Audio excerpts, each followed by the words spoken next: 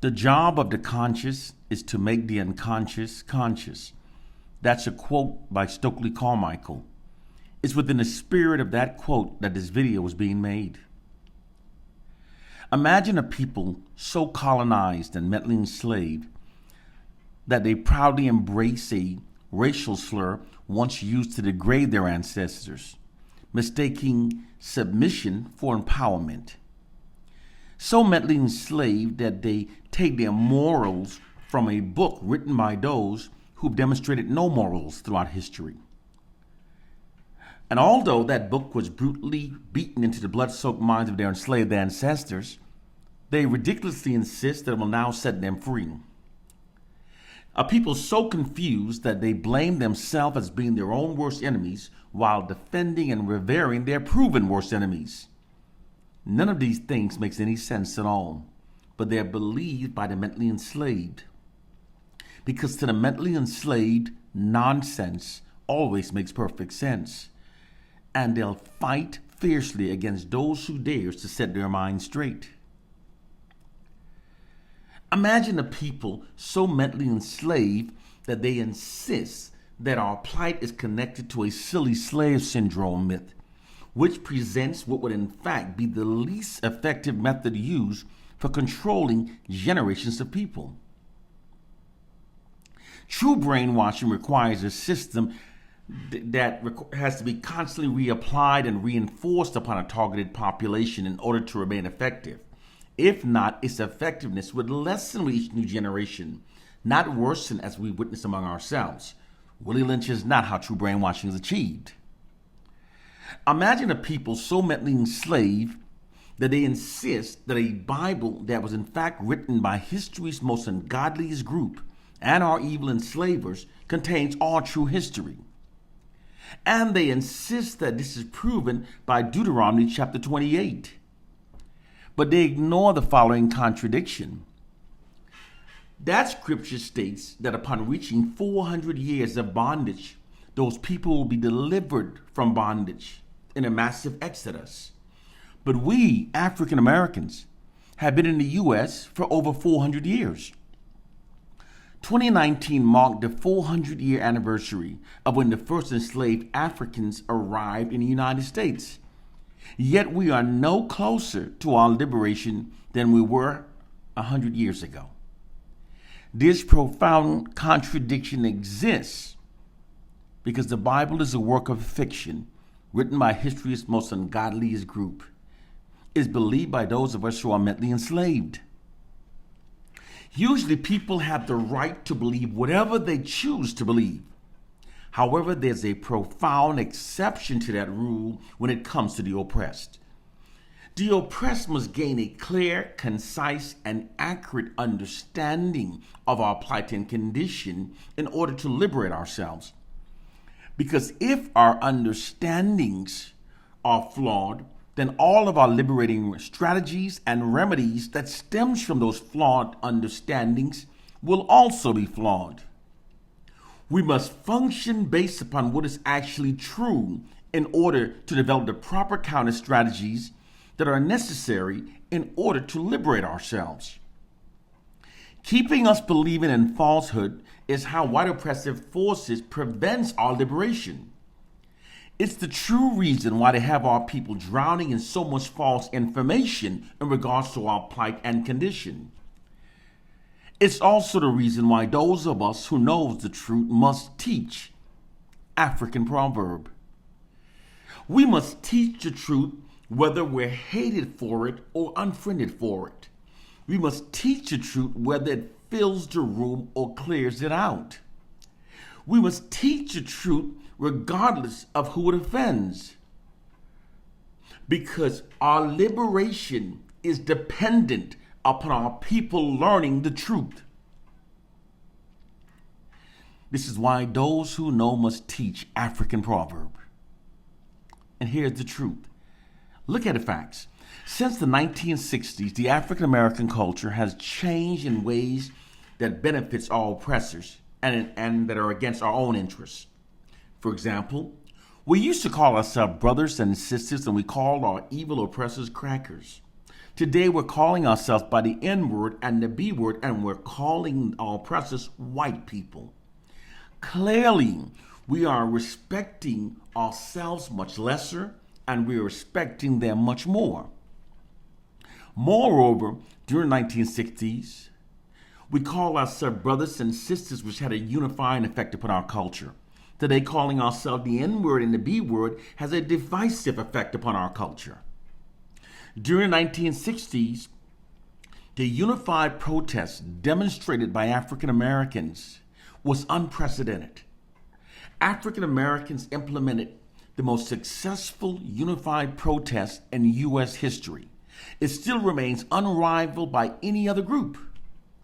Today, to the contrary, African Americans are now the most divided, and we are more divided than any previous time in U.S. history. During the 1960s, most African Americans were demanding black liberation. Today, most only yearn for a comfortable position within the system of white supremacy. We also unanimously agreed that white oppressive forces are in fact our worst enemies.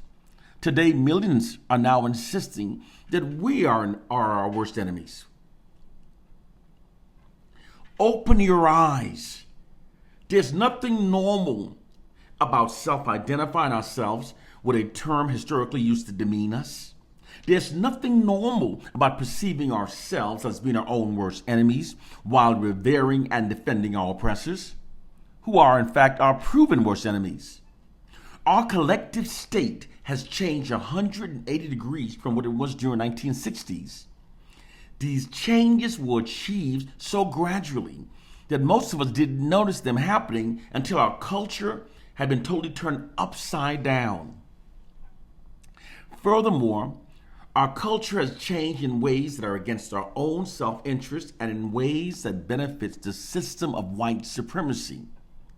It's always by deliberate design whenever the oppressed population changes in ways that are beneficial to their oppressors. These noted profound changes were deliberately achieved by white oppressive forces.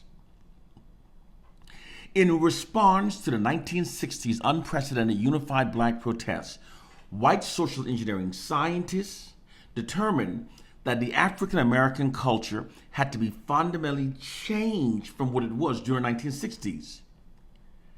Moreover, that this change could be achieved by deploying an insidious ideological subversion system against the entire African American population.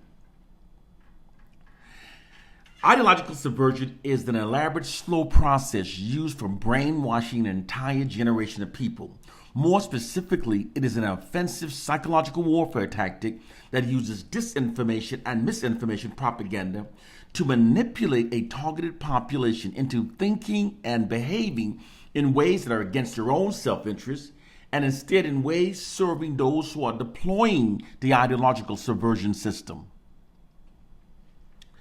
To restate that more clearly, ideological subversion manipulates targeted populations into acting against their own self-interest while unknowingly advancing the goals of those in power. It changes the collective group's mind of a targeted population to such a degree that they're not able to come together in the interest of liberating themselves. This is what has been done to the African American population through white social engineering, by white social engineering scientists and white propagandists. Ideological subversion is not a conspiracy theory. It is a real, legitimate, and is open. It's a psychological warfare tactic that basically means to change a targeted population. In spite of an abundance of information, no one is able to come to any sensible conclusion in the interest of defending themselves and their communities, in the interest of liberating themselves. And it's true. You can clearly see it.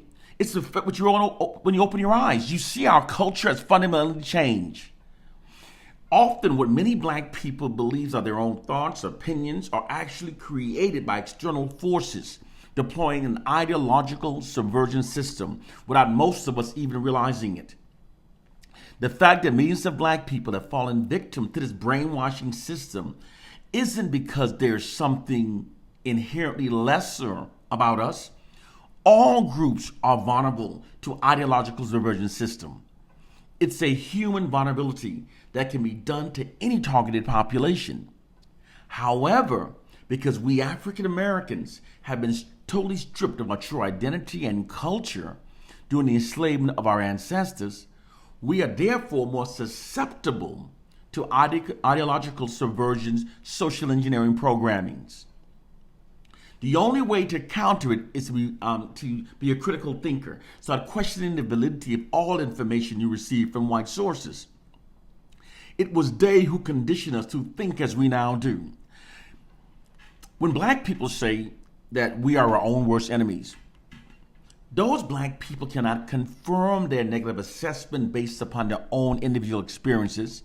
Those who insist that they have are delusional because it's not humanly possible to accurately assess the collective state of millions of people based upon anyone's individual experiences. Those negative perceptions about our racial group that implies that we're our worst enemies were actually subliminally embedded into our minds through the white society's monopoly over information that's fed into our minds. They feed us information that conveys the message that we are our worst enemies, that we should therefore fear each other, and we therefore need whites to govern over our lives. They do this because they control our narratives, our statistics, our media images. They literally own our perception of ourselves. And they learned during the 1960s that a black population that is kept demoralized and divided is much more easy to control. During the 1960s, the unprecedented unified black protest was brought on by an elevated collective black self-esteem, brought on by the emergence of the Black Pride movement. Upon studying us, they realized they had to keep our collective self-esteems very low. Come on, this isn't hard to see. Some things are so obvious that it's only by not critically thinking that it cannot be seen. But when you critically think, can you not see just how cartoonishly unrealistic it actually is that virtually all information that we receive from white sources are negative and black racially demoralizing? That's cartoonishly unrealistic. It is being done to keep our collective self-esteems low. Something else. Have you ever realized how cartoonishly unrealistic it also is that all study results favors whites over blacks? That's being done to subliminally embed the myth of white superiority into our minds. They keep our collective self-esteem low, and they keep us believing in white superiority. And the silly Willie Lynch distracts us from seeing the truth of our condition. The white society deploys an ideological subversion system against us. It's an essential part of information warfare. You can control the people by the information you feed them. For example, if you feed people positive information, this elevates the collective self-esteem and unifies them. But if you continually give people negative information, this demoralizes them, divides them, makes them self-loathing and resentful towards their own people. And then they go out of their way to try to gain the approval of our oppressors, because we want to show the oppressors that we're not all bad. We're not all bad. The white society mentally enslaves us through their monopoly over information. The reason why we sag our pants has nothing to do with the prison industry. People don't come from prison flaunting the fact that they were homosexuals while in prison. People conceal that behavior. The reason why people sag their pants is because a group's image, people imitate how they're depicted in the media, and our media depiction is controlled by our oppressors. It was by hiring black men to sag their pants in the hip-hop videos, making it appear trendy, and our people imitated it. Our culture is being negatively, covertly steered. White oppressive forces discovered that a core factor for black protests was blatant white racism. So now they've developed a more sophisticated method of racism that's not easily comprehended by their black victims. We have to elevate our minds and understand that the white society deploys an ideological subversion system that keeps our collective self-esteem low and keeps our collective aggression shifted away from the white society and redirected towards ourselves. We must be critical thinkers when watching movies, when we're watching the news. The white society has distorted our culture, distorted our collective minds in ways that facilitates their ongoing long-term oppression of black people. It is the truth of our plight and condition. One love and peace.